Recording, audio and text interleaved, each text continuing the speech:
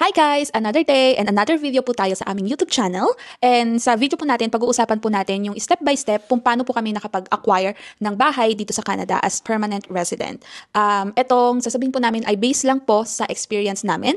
And please do your own research. We are just sharing our experience and kung ano yung step by step na aming ginawa. So I have here my partner to support me in this video kasi siya talaga yung parang busy nung araw na nagbili kami ng bahay. Siya yung, anong tawag sa ganun? Moral support. Moral support? Hindi nga, ikaw nga yung busy. Ikaw yung, abala. Anong English? Punong abala. Punong abala. Nung kami ay bumili ng bahay. So, yun nga po, actually, nag-video kami ngayon dito sa aming sala. As you can see, ito yung sofa na pinakita namin dun sa video, kung napanood nyo po yung last na video, about dun sa tour sa bahay na binili po namin.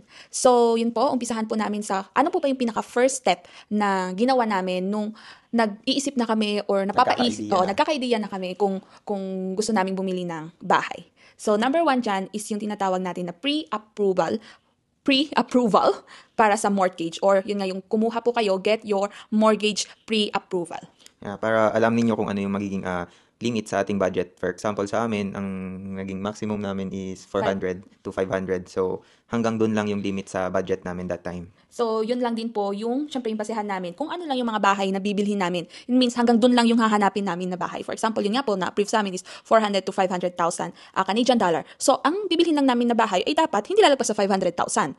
Or else, you need to pay the excess amount. Which is 20%. Hindi, I think they need to pay the excess. Like for example, they want to buy the 550,000 bahay. Ang na-approve lang sa kanila ay 500,000.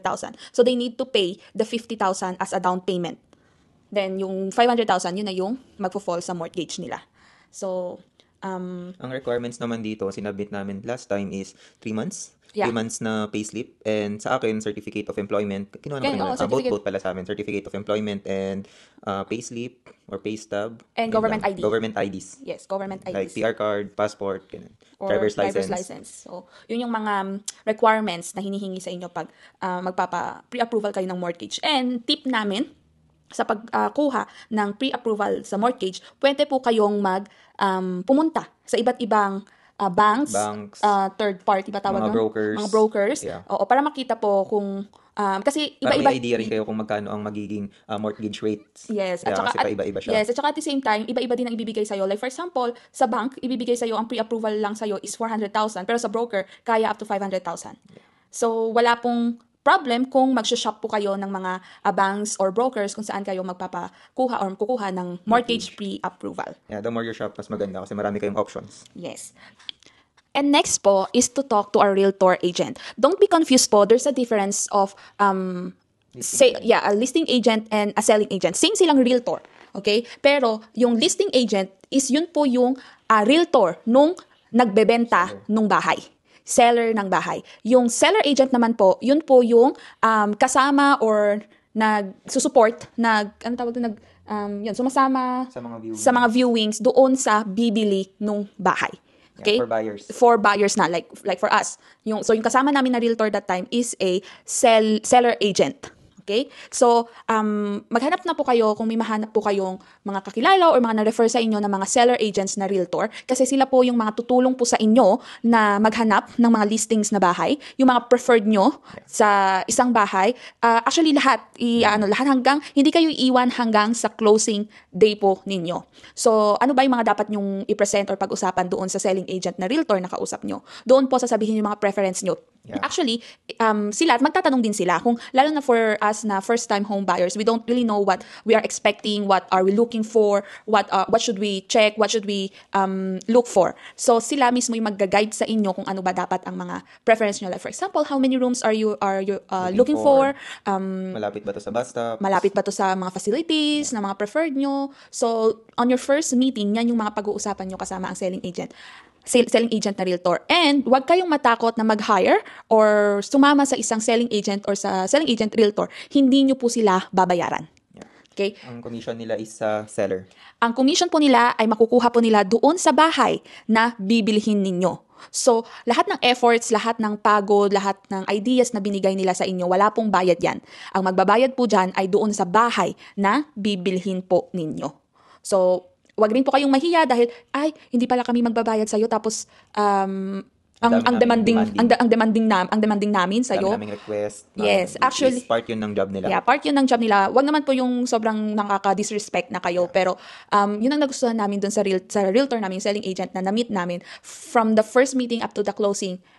As in, sobrang hands down, sobrang down to earth, sobrang understanding, hindi kami iiwan sa ere, at hindi siya mapapagod. Actually, Sobrang smooth na naging transaction yes. talaga. Actually, he's very accommodating. Hands-on talaga siya. Na ultimo, lahat ng tanong namin, dahil yun nga, sabi ko nga, first time home buyer kami, lahat ng tanong namin, kahit this oras ng gabi yan, Until midnight, magkausap kami. Kasi dami kong questions. Dami niyang questions. But then, sobrang accommodating niya sa amin. Actually, nagsasorry na kami minsan kasi nga, yun na, kahit hating gabi, magka-chat pa rin sila or magka-message pa rin sila. Even weekends. Day off niya. Yes. At hindi lang, like for example, hindi lang yung mga nakita niya ang i-present niya sa'yo. Pag ikaw din, meron kang napusuan na nakita mo sa Facebook Market, sa mga listings, mga iba't ibang applications dyan, mobile applications sa may listing ng bahay, i-present mo lang sa kanya, hahanapin niya ang listing na ito, magbubook siya ng appointment, at the same time, magre-research siya sa history ng bahay na yon.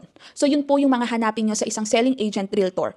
Yung may pakialam, hindi lang yung basta nagbebenta. Yes, hindi lang yung basta gusto nilang magbenta. Etong realtor agent namin or yung selling agent na nakilala namin, hindi yun magre-recommend. Kahit nandoon na kami sa bahay na yon, ongoing ang viewing. Nagugustuhan namin siya, tapos low budget pa siya sa budget namin that time. Hindi talaga niya in-offer yung bahay. Hindi niya pinilit yung bahay na yun kasi may mga nakikita siya mga problems na mapapasama sa amin or magkakagastos kami in the future. Yes, at the same time, yung mga neighborhood. Yeah. Yun ang hanapin niyo sa inyong selling agent or realtor, yung marunong mag-research. Hindi lang gusto niyang magbenta. Actually, parang more than 11 houses ang na-view namin. Yeah. Ganun kadami in a span of Since July kami nag-start, end of the week of July to September. So, ganun. Yung tipong sinabihan na namin siya ng ultimatum if we didn't have the house that we are looking for, stop na tayo dahil nahihiya na rin kami sa kanya. Pero siya, go lang ng go. So, yun lang ang masasabi naming tip para doon sa mga first-time home buyers dyan na hindi alam kung saan ba mag-uumpisa. Maghanap po kayo ng realtor or selling agent na makakatulong, makakapag-guide po sa inyo na comfortable po kayo. And at the same time, he or she is supposed to be accommodating and very hands-on kasi first big investment nyo ang bahay as a first-time home buyer. Hindi po kayo as much as possible, hindi po kayo pwedeng pumalpak. I'm not saying that you should not be able to experience yung pagkapalpak, but then as much as possible, in the first place pa lang, kailangan plakado na lahat ang galaw po natin or galaw po ninyo. So, yun po yung about sa mag-search or maghanap ng mga realtor agent or selling agent na magiging comfortable kayo. Next step po natin is to find the house within the pre-approval amount. So, sabi ko nga sa pinakauna, for example, ang na-approve nga sa amin is 400 to 500,000. So, it also helps you na hindi ka lumagpas sa budget. So, for example, yung sa amin nun, ang maximum namin, sabi mo 500, pero ang ginawa namin, naghanap kami ng house lower than 400. So, nag-start kami, naghanap ng bahay na gusto namin around 350 to 375. Sabi namin, ang maximum price namin dapat is 375. So, sa lahat ng mga wants namin na nasa bahay, kumbaga, ang tawag doon yung 5 na must-have namin sa bahay, nandun sa budget na yon. So, try kami ng try hanggang hanap lang ng hanap. So, ang ginamit natin paghahanap na app is realtor.ca. Realtor.ca, pwede nyo lang po yun i-download sa mga nandito sa Canada. All over Canada po yan. Realtor.ca. And then, depende rin sa realtor nyo kung meron din silang same app. Kasi sa realtor namin, may app din silang gamit. Mga house listing. So, dalawa ang pinagtitingnan. At isang pangatlo actually kasi pa kahit Facebook Market, may mga listing po dyan ng bahay. So, yun nga po. And dagdag ko lang dun sa realtor namin or sa selling agent namin, nirerespeto niya yung sinabi naming bracket lang ng budget sana namin, which is 350 to 375,000. And he really tried his best na ma-check lahat yung 5 must-have namin sa isang bahay. But then unfortunately, masyadong hindi idealistic yung price range namin doon sa mga must-have namin. Hindi siya totally realistic. True, hindi siya realistic. So, at least, at hindi siya yung basta-basta nagsasabi na itong must-have nyo sa ganitong budget, hindi to realistic. Hindi siya ganun. So, umabot kami ng ilang viewings. Nakailang viewings talaga kami. Kami na lang ang naka-realize talaga na yung budget within the budget namin is hindi pala talaga realistic. Kailangan namin siyang increase para dun sa mga must-have namin. So, especially me, ako kasi yung talagang yung gusto niya ready na lahat. yung ready to move in. Yung hindi na kailangan mag-paint, mag-renovate. As in, stress-free na. Stress-free na. Titirhan mo na lang. Yun ang ko. Kasi siya, very open pa siya sa mga ganun eh. Ang gusto ko dati, kahit ang makabili lang kami ng worth 150 to 200 na maraming i-renovate. Yun yung isa sa mga ano ko nun, isa sa pero, mga ideas. Pero hindi ko kaya yung ganun yung mga stress na pagdadaanan, not for me. So, in-increase namin yung budget namin. And next step 4 is, i-view nyo na po yung mga bahay na preferred nyong i-view. Yeah. Sa pag-review naman, kailangan nyo i-check ang top 1 dyan is mga leaks. For example, sa underneath ng sink, sa washroom, sa shower, kung may mga leaks yan. Kasi kapag may leak, malaking gastos yan. Magkakos siya ng molds and everything. For example, na lang dun sa isang na-view nating bahay. Ito, na-view namin siya ng second house ba yun? Tapos, gusto na rin namin siya kasi andun na yung isang must-have namin. Pero, yung realtor namin ang nakakita sa likod ng tank, water tank, isang dami na palang molds. So, siya na mismong nakakita, siya na ang nagpresyo ng bahay, sabi niya.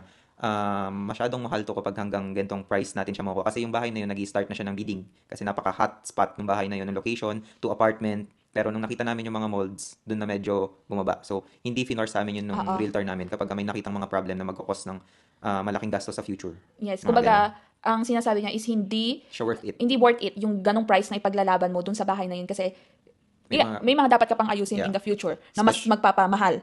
Especially sa molds, nagkaka-cause din yun ng health problem. So, yun talaga yung iniiwasan namin that time na sa bahay na may makuhang maraming molds talaga. Yes. Ang hirap kasi, actually, ang hirap i-identify, nakikita mo may maliit na molds sa labas, hindi mo alam within that wall na punong-puno na pala ng molds. So, as much as possible, yun yung iniiwasan namin. And at the same time, yung mga leaks, pag nag-reviewing kayo, pwede nyo naman pong i-open ang mga faucets, sinks, para makita nyo underneath kung may tumutulog. Yes, at the same time, tingnan nyo rin yung mga bakas ng leaks. Mga watermarks. Mga watermarks. Lalo na sa mga ceilings, mapapansin yun kung may mga leak sa ceilings, may watermarks yun sa taas. And then, check nyo rin yung mga kuryente, kung updated ba yung panel niya, kung ilang amperes yung panel. Yes. Kasama po yan sa mga dapat na view ninyo. Hindi lang po yung physical features ng bahay or yung ganda ng bahay. Hindi rin siya sa, bagong pintura tong bahay, freshly paint, hindi mo alam bakit siya freshly paint. Baka behind that, may mga kino-cover up pala sila. Yes. Pati yung amoy. Maamoy mo yan eh. Yung amoy molds, maamoy nyo po yan, ma-experience nyo po yan pag kayo po ay nag-view ng bahay. So yan po yung mga dapat chine-check nyo sa viewing. I repeat, hindi lang po yung ang ganda ng bahay. Ang dapat chine-check nyo sa viewings ay ang mga kasuluk-sulukan ng bahay. Yung mga hidden parts ng bahay. Kasi yun po yung minsan na may nakatagong problems. Yes, may nakatagong problems na hindi nakita during viewing. So, additional lang doon sa viewing, kung like, for example, nagustuhan ka ng bahay, mag-i-stop ka na. Mag-i-stop ka na maghanap ng other listings. Hindi po. Continue ka lang pong maghanap ng bahay. Kasi, dyan na po yung time na, like, for example, this is the next step na actually, you will put an offer on that house. Hindi ka nakuha doon sa bahay na yun. For example, yung bahay pala na yun, naging bidding. Or may kompetensya ka. Mas nagustuhan yung kakompetensya mo. Mas nagustuhan yung offer nung kabila kahit di siya nag-bidding, pero sa mga clause na kasama is mas maganda yung offer ng kabila. Sila yung pinili. Yes. So, yun. Heartbroken yun. Heartbroken yun. Kasi, anong tawag dito? Napamahal ka na kagad sa bahay. Oo. Nag-stop ka na rin mag-view. So, continue lang po ang viewing until nasa process na talaga kayo ng closing hanggang sa nag-close na kayo ng offer and accepted offer. Doon na kayo mag-i-stop sa accepted offer. Yes. Yeah, so next step natin is put an offer. So dito sa put an offer, ito napapasok yung usually negotiations na. For example, nakahanap kayo ng problem sa bahay. So may nakita kayo. Ngayon, pwede nyo ilagay yun sa offer nyo kung gusto nyo ipa-repair. Or sila yung magbabayad ng repair. Or ibabawas siya doon sa listing price dahil kayo na ang magpapa-repair. Yeah, mga ganon. Or papasok din dito kung magiging bidding yung bahay. For example, maraming nag-view sa isang bahay, may 10 buyers na nag-view na nagustuhan nila lahat. Magpapataasan na sila ng offers. So, parang isa na-view namin na 2 apartment. Usually, 2 apartment talaga dito ngayon sa area namin is sobrang in demand. So, sobrang in demand niya, nagiging bidding talaga siya, bidding war. Ang listing price nila is 339 and then umaabot siya more than that. So, umaabot siya ng 400. So, yung last na view namin na 339, umaabot siya ng 405.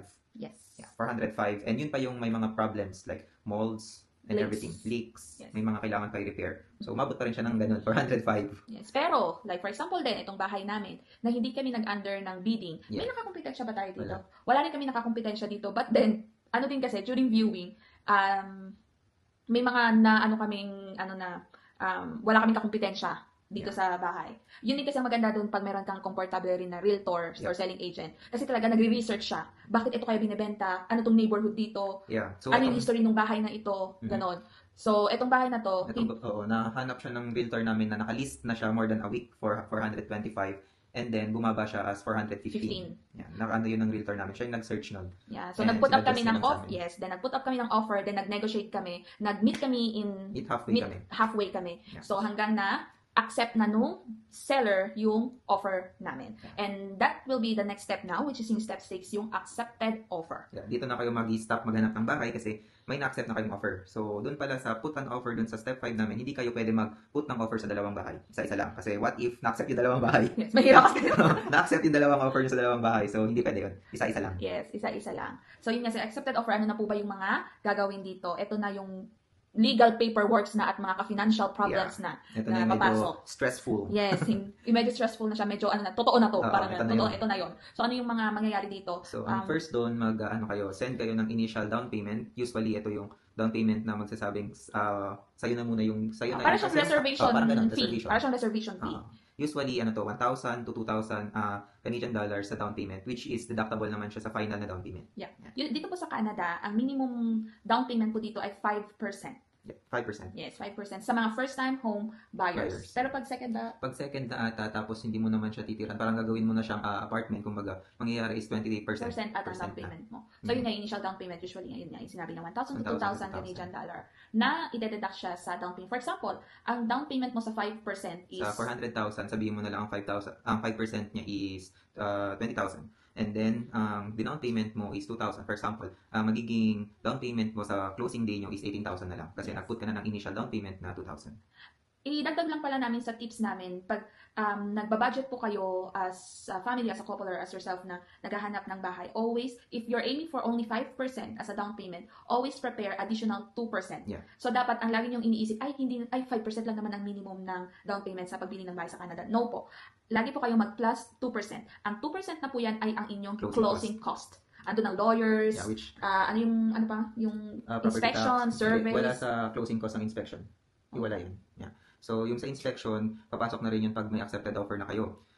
Cost ng inspection is around 500 to 800. Hindi naman siya mandatory na kailangan magpa-inspect kayo ng bahay. Pero para rin sa protection ninyo, para din peace of mind nyo na okay yung bahay, inspected siya ng professional kasi inspect yun ng inspector kung saan gawa yung bahay, ano yung foundation ng bahay, kung may mga leaks din, mga ganun. Lahat ng problem, i-check. So, okay din kumuha ng inspection. So, yung mga inspector minsan, may mga makikitang mga problems yan. In the end of their inspection, bibigyan kayo ng report na nandun lahat, nakalatag yung mga findings nila. For example, may nahanap silang red flag, naka-indicate din doon kung anong fix din doon and kung major problem ba siya ng bahay. For example, naging major problem siya ng bahay, pwede na kayong, nasa inyo na kung mag-back out kayo sa bahay o makikipag-negotiate kayo sa seller. Pagka nakipag-negotiate kayo, sabihin itong findings ng inspector, paano bang pwede natin gawin dito? Kami ba mag-shoulder or 50-50 kayo? Parang ganun. Para pwede siyang makadeduct sa cost ng pagbili. Ano pa tawag doon? Sa mismong cost ng bahay? Sa price ng bahay. Yeah. Pwede nyo sabihin, itong price ng bahay, i-deduct natin dito sa price ng bahay. Ganun. Yan, ano pa? So, ayun nga, yung mga sa additional 2%, so wala din yung inspection. So, ang mga nandoon lang ay lawyer's fee, survey, ano pa? No, hindi rin kasali ang survey. Kasali ang survey, sa 2% ng Hindi. Pause mo na. So, ito nga po pala yung mga kasama dun sa sinasabi kong additional 2% na dapat prepare nyo sa inyong closing cost. Yeah. Yung 5% sa down payment, so yung 2% is usually sa lawyer na magko-close ng bahay nyo. Now, which is legal fees, sheriff search, title search, and administration fees. Mga includes photocopying, faxing, mga courier, and yun. Plus tax, property tax. So, yun po yung dapat, initially pa lang, iniisip nyo na, hindi lang 5% po yung i-prepare nyong pera. Additional, 2% for the closing cost. Usually, sabi ng realtor namin, yung closing cost is 1% to 2%. Sinasagad niya lang sa amin ng 2% para lang may buffer. May konting space. Contingency. Oo, para hindi biglang mabigla na kulang pala yung pinaprepare naming funds. Yes. So, may konting buffer lang siya. Yes. So, sa survey kanina, which is kailangan yun ng seller and kailangan din yun ng buyer. So, usually, sa survey is maghahati kayo ng seller. So, mag 50-50 kayo doon. Share kayo sa pag-survey. So, yung sa amin kasi hindi kami nakakuha ng survey kasi may existing survey pa sila. Valid pa yung survey na ginawa last year dito sa bahay. So, yun lang din yung ginamit namin. So, nakatipid lang kami ng konti doon. Pero, usually, ang price daw nun is 1,000. Something 1,000. So, hati kayo doon. So, next step is, after they accepted your offer, you need to finalize your documents for mortgage and some other documents that will be needed for the closing day. Ano po ba yung mga yun? Mga mortgage. So, maghahanap na rin kayo ng, so, di ba, naghanap kayo ng pre-approval ng mortgage nung una. Puntahan nyo na ulit sila. Sabihin nyo, eto na yung bahay na gusto namin bilhin. Ang i-require lang sa inyo is yung listing ng bahay sa ano tawag doon? MSP? Basta listing yun ng nasa bahay, na nandun yung listing din nung number ng bahay. Listing number ng bahay, nandun lahat ng details ng bahay and everything. Nandun yung price, location, at kung, ano ba yun? Ang tamang term dun. Saan dun sa documents ay, hanapin ko. MLS listing. So, yun yung kailangan nila. Ipiprint nyo lang din yun or pwede nyo hingin sa realtor nyo na magiging documents for approval ng mortgage. Sabihin, pwede nyo rin update yung realtor nyo na maghahanap kayo ng, mag-shop around pa kayo ng mortgage. Kasi kung saan kayo makakahanap, mas maganda. Mas makakahanap ng mas lower rates, mas maganda. So, shop around lang. Huwag kayong mag-stick sa isang bank. Yes. Actually, kung meron kayong comfortable na, yung sinasabi ko nga sa inyo, may comfortable kayo na selling agent na realtor, siya na bahala. Yeah, sa amin, siya na bahala lahat makipag-communicate sa lawyer, hindi man sa 100% makipag-communicate sa lawyer. Pero siya na unang magtatak sa lawyer, sa broker na pinili mo, na ito na yung napili nilang bahay, they want to push through na with this kind of house. So, para stress-free na. Saka na lang kayo papasok pag kailangan na ng pirmahan, kailangan mong i-review yung documents. So yun yung sasabi namin na dapat hopefully, makahanap kayo ng selling agent na ganon. Yeah, kasi meron yung ibang realtor na mga nakilala namin mga buyer na nakilala namin sila pa yung naghanap ng lawyer nila and everything. Sa amin, yung realtor na namin ang naghanap ng lawyer, ng magsusurvey, at ay nang mag-inspection ng bahay. So, siya nang nag-process lahat nun, siya nang nag-book, and siya nang nag-send ng mga documents ng bahay sa lawyer. Yes. And dahil medyo naghanap lang talaga kami ng mortgage, so hiningi rin namin sa kanya yung mga documents na kakailanganin ng bank. Yes.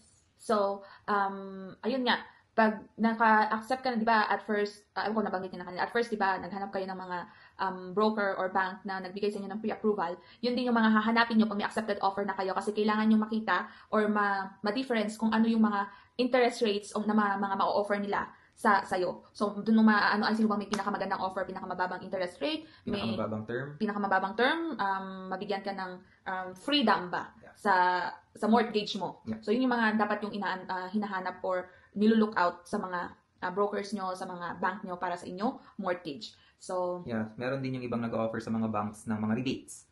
Ayan, isang bonus din yan kasi pang cover up ng ibang gastos. So, yes. Yan, nakakuha rin kami ng rebates sa bangko. Yes. Ganun. Yes. So, pwede po kayo talaga mag-shop. Yeah, shop around lang talaga. Yes. Huwag kayo mag-stick sa isang broker. For example, may binigay sa inyo yung broker na mababa. For example, 5 years close contract kayo sa mortgage na yon, close contract kayo ng 5 years, pero ang interest rate niya, for example, 4.6. Tapos napunta kayo sa bank na may binigay na 3 years, close din na contract para sa mortgage, pero mas mababa rin ang interest rate and may rebates. Mga ganun. Yeah, so yun yung mga dapat yung hinahanap. Okay? Next is, wait. Meron pa pala sa ng mortgage din. Kung saan din kayo makakahanap ng madaling kontakin. For example, nagka-problem kayo sa mortgage, yung mga madali lang silang kontakin ba? Kasi may mga mortgage broker po dyan na yes, doon kayo kumuha, nagka-problem, may kailangan kang i-clarify, may kailangan kang i-communicate sa kanila, ang hirap po nilang kontakin. Yeah. Usually, wala sa area nyo pala yung main bank nila or wala silang branch. Usually, kausap nyo nasa ibang province pala, mga ganun. So, dapat maganda rin ang customer service. Madaling lapitan. After everything Every stress. Pinagdaanan nyo sa process ng closing ng bahay ninyo is, ang pinaka-last step na ay ang ating closing day. So, dito, ano bang mangyayari sa closing day? Mangyayari na dito ang final walk sa bahay nyo. Kung sa pageant may natawag na final walk, sa pagbili din ng bahay, meron din final walk. Sa final walk, dito, usually dapat empty na. Empty na ang bahay kasi wala na yung mga dating gamit nung may-ari ng bahay. Ang iiwan na lang is yung mga kasali doon sa offer ninyo. Like for example, mirrors, split aircons, kung parang saan pinaad namin itong sofa, pinaiwan namin itong sofa, fridge, stove, mga basic appliances. Kasi, take note din po, hindi lahat ng bahay ay iiwan ang kitchen appliances. So, make sure nyo po, basahin nyo po yung offer ninyo or yung i-accept nilang offer. Kasi may mga bahay na hindi nga, bare talaga pagka-bili nyo, walang kitchen appliances, etc. Walang washing machines, yes. Mga ganun. So, yes. Check nyo din yun. So, during closing day, check nyo na po yung condition ng iniwan sa inyo na bahay. Check nyo kasi may mga pagkakataon na sabi ng realtor namin na during closing day, meron palang butas doon sa flooring na pinag-anuhan ng upuan before during your viewing. So, hindi nyo nakita before na meron palang butas doon sa floor na yon. So, during closing day, pwede pa kayong umatras. Yeah. Or makipag-renegotiate ulit. Renegotiate ulit, yes. So, dapat same condition siya nung na-view nyo. Kasi baka nung time na nag-view kayo, wala pa yung damage na yon. Then during processing ng bahay, processing ng mga papers nyo, naglilipat na sila. May na-damage silang walls, na-damage silang floor, may mga na-damage. So, check nyo rin yung mga ganun. Yes. Check nyo rin po yung mga main electrical panel, mga water shut-off valve. Yeah, nasaan, ask nyo na rin. Yes.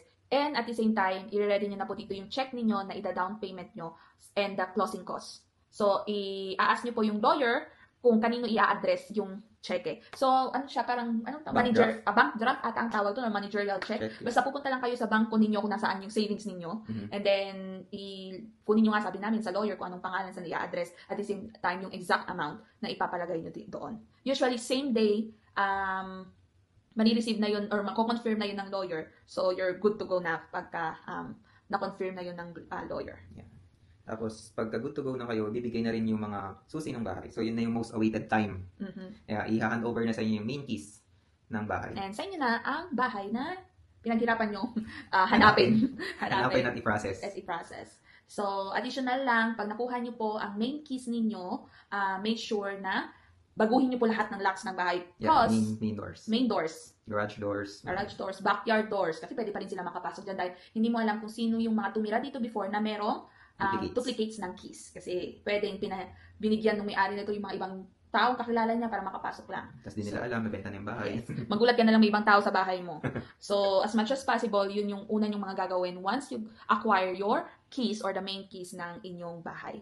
So, that's it. Yan po yung process namin on how we acquire our first home here in Canada.